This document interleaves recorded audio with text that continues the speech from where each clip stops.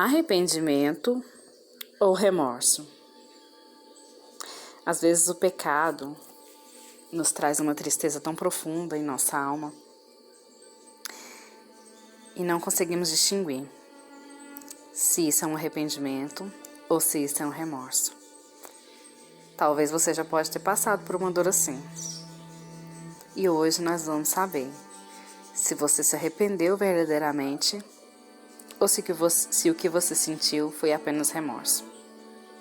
Vamos meditar primeiramente na palavra que está em 2 Coríntios, capítulo 7, versículo 9, que diz o seguinte: a tristeza segundo Deus produz um arrependimento que leva à salvação, e não ao remorso.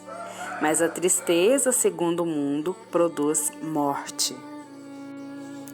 Os dois sentimentos são marcados por grande tristeza e aflição, porém são completamente diferentes um do outro. A tristeza do mundo, ou seja, o remorso, não produz mudança verdadeira de vida. Sabe por quê? Eu vou te explicar. O remorso é a tristeza pelas consequências de um pecado, mas não pelo pecado em si.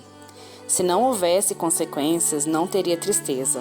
Portanto, assim que as consequências passam, o comportamento ruim ressurge. O coração não ficou triste com o pecado em si, apenas se entristeceu com as consequências deste pecado. Desta forma, o pecado continua enraizado nele.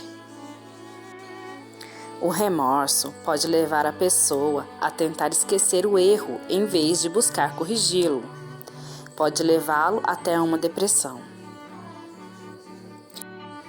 Um bom exemplo disso é o caso de Judas. Ele não teve humildade nem coragem para pedir perdão a Jesus por tê-lo traído. E como resultado, se deixou levar pela angústia e foi se enforcar.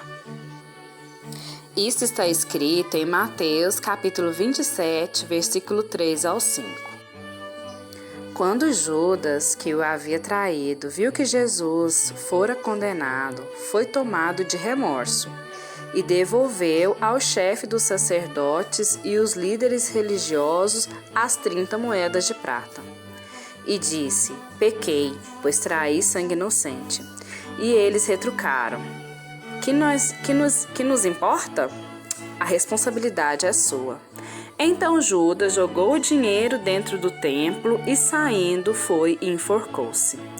A tristeza que Judas sentiu foi a do mundo, o remorso, e essa tristeza leva à morte. O arrependimento, pelo contrário, produz bons frutos. E um destes frutos é a mudança verdadeira e abandono do pecado. Isso acontece porque a pessoa sente tristeza pelo pecado em si, tendo consciência de que isto a afasta de Deus.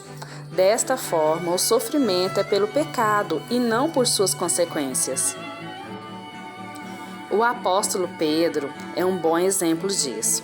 Depois de negar Jesus por 3 vezes, ele chorou amargamente e mais tarde, por 3 vezes, confessou seu amor pelo Senhor. A tristeza de Pedro o levou a se reconciliar com o Senhor e servi-lo até sua morte. O remorso tem tudo a ver com o nosso ego. Pensamos que estamos sendo injustiçados, que nossa vida está em frangalhos, que nosso coração é só lágrimas, que Deus não nos ama. O arrependimento, porém, tem tudo a ver com Deus. E reconhecemos que nossa dor é proveniente do pecado, e este pecado nos afasta de Deus. Lembro-me que após aproximadamente uns 4 meses de separação, meu marido tentou a reconciliação. Já estava firmado em meu coração que o Senhor havia propósito em nosso casamento. Pensei que era o tempo da reconciliação. Mas comecei a ter sonhos onde eu estava desviada dos caminhos do Senhor, e Deus usou pessoas para confirmar meu sonho. Me diziam que não era o tempo de voltarmos, e que se eu insistisse em continuar com Ele naquele momento, iria acabar com feridas que me fariam abandonar os caminhos do Senhor. Eu já estava cansada de sofrer, tentando fazer as coisas do meu jeito, da forma que achava certo. Decidi obedecer a Deus e afastar do meu marido. Liguei para ele e disse que o Senhor havia me mostrado que não era o tempo de voltarmos e que se Deus tivesse propósito na nossa restauração, que iria unir nossas vidas novamente. Sei que meu marido ficou chateado, mas obedecer a Deus era minha prioridade. Assim que disse ao meu marido que não estaríamos mais juntos, o Senhor me disse que era para tirar minha mão da frente. Ou seja, me afastar e não usar de manipulações. Tínhamos um filho junto e não usar nosso filho para o sofrimento do meu marido, já que nos primeiros 4 meses eu tinha feito muita coisa errada. O Senhor também me instruiu a orar que Ele agiria ao meu favor. Pensava que eu e meu marido, se algum dia chegássemos a ficar juntos, seria depois de alguns anos, porque afinal, gasta tempo pro mover de Deus na vida de alguém. Me enganei. Passando uma semana, o Senhor me mostrou em sonhos que meu marido não estava bem e necessitava de orações. Não vou negar, fiquei triste em primeiro momento, só queria que essa história acabasse para seguir minha vida com meus filhos. Não entendia porque Deus ainda ficava me mostrando a situação espiritual do meu marido, mas como obedecer era minha prioridade, decidi começar um propósito de 30 dias de oração pela vida dele.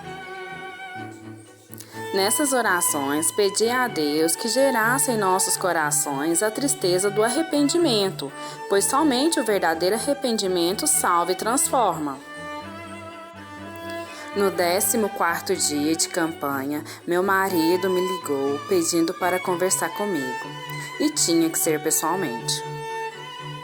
Naquele dia, meu marido estava diferente, suas palavras eram sinceras. Havia reconhecido quanto havia me ferido e pecado contra Deus. Naquele instante, senti paz em meu coração. Assim o Senhor me mostrou que era o tempo de lutarmos juntos por nossa restauração. Mesmo assim, enfrentamos várias dificuldades no processo de restauração. Não é fácil, mas isso já é assunto para outro vídeo. Logo após, fiquei um pouco confusa. E comecei a perguntar a Deus, por que meu marido não teve a aprovação de voltar para casa da primeira vez que ele pediu e logo após apenas um mês, o Senhor nos tinha dado a aprovação para estarmos juntos novamente. Como nosso Deus não é um Deus de confusão, Ele me trouxe a revelação. A diferença entre o remorso e o arrependimento. Da primeira vez, o Senhor via que meu marido sentia apenas remorso. Tinha tristeza pelas consequências do seu pecado. E essa tristeza logo passaria, e ele voltaria a praticar o pecado novamente, me ferindo ainda mais. Deus sonda os nossos corações e conhece as reais intenções que nele se encontram. Da segunda vez que meu marido buscou a reconciliação, o Senhor havia gerado nele a tristeza do arrependimento. Hoje, meu marido aceitou a transformação do Senhor e tem caminhado para se tornar o homem que Deus o criou para ser, um homem segundo o coração de Deus.